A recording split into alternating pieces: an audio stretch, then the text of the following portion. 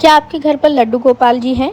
और अगर हैं तो क्या आप उनकी सही तरीके से पूजा करते हैं डेली? क्या आप अपने छोटे से नन्हे से कान्हा की सही विधि से सेवा करते हैं? तो क्या वे आपकी सेवा से प्रसन्न हैं? क्या आपके लड्डू गोपाल जी आपकी सेवा से खुश हैं? क्या आपके लड्डू गोपाल जी जागृत हैं? क्या वे आपको संकेत देते हैं? तो आज इन सारे सवालों का जवाब लेकर मैं आई हूँ आपके पास। इस वीडियो में मैं आपको बताऊंगी कि अपने लड्डू गोपाल जी की सेवा कैसे करनी चाहिए, उसकी सही विधि क्या है और सही तरीका क्या होता है, हम डेली जो पूजा करते हैं वो किस तरीके से करनी होती है, ताकि हमारे लड्डू गोपाल जी हमसे खुश रहें और हमसे प्रसन्न रहें। तो इन सभी सवालों को जानने के लिए वीडियो को स्किप बिल्कुल भी मत करिएगा और वीडियो को एंड तक अच्छे से ध्यान से सुनिएगा।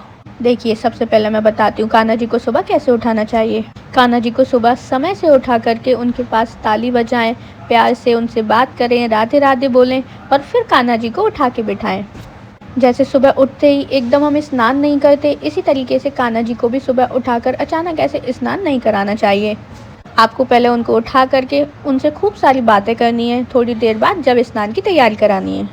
तो देखिए, छोटे से कान्हा को स्नान कराने के लिए हमें साफ़ और हमेशा नॉर्मल पानी लेना चाहिए।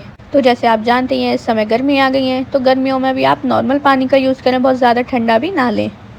इसके साथ ही आप ठंडों में हल्का गुनगुना पानी ले सकते हैं। अब कान्हा जी को प्यार से धीरे धीरे स्नान कराने के बाद उनको साफ़ और सॉफ्ट कपड़े से ही पोंछें।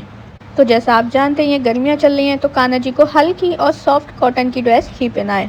ड्रेस पहनाने के बाद उनका हल्का श्रृंगार कर लीजिए और उनकी आरती कर लीजिए।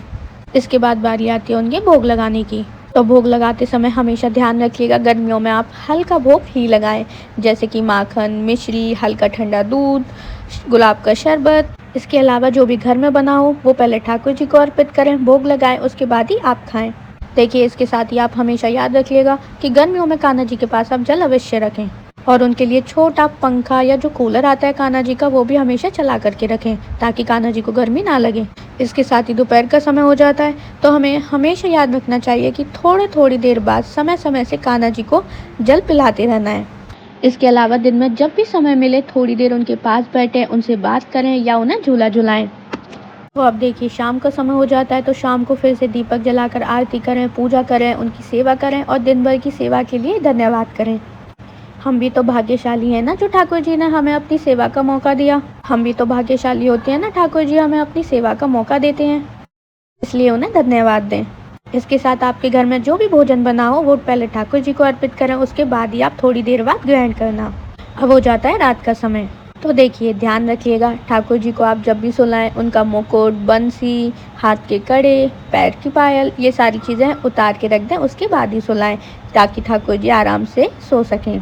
इसके साथ ही हो सके तो आप ठाकुर जी को उनके बेड पर ही सुलाएं। कान्हा जी के लिए छोटे छोटे बेड आते हैं, छोटी छोटी बेडशीट आती हैं, तो गर्मियों में कॉटन की बेडशीट पर ही सुलाएं ताकि ठाकुर जी को गर्मी ना लगे। अब आपको याद ये रखना है कि ठाकुर जी को सुलाने के साथ ही उनके पास जल अवश्य रख दें।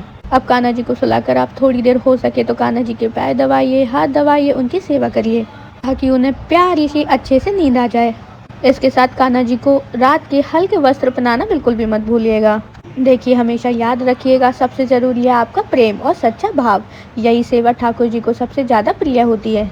प्यार से की गई थोड़ी सी भी सेवा ठाकुर जी को सबसे ज़्यादा पसंद करती है। देखिए, अब अगर आप कुछ भूल जाते हैं डेली ठाकुर जी की पूजा में, तो इस तरीके से आप ठाकुर जी की सेवा कर सकते हैं।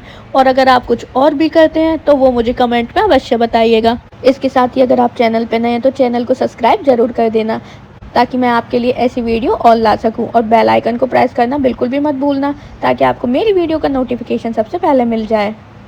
तो इन गर्मियों में आप अपना ध्यान रखिएगा, अपने ठाकुर जी का ध्यान रखिएगा। बाय बाय, राधे राधे, जय Shri Krishna. Thank you for watching.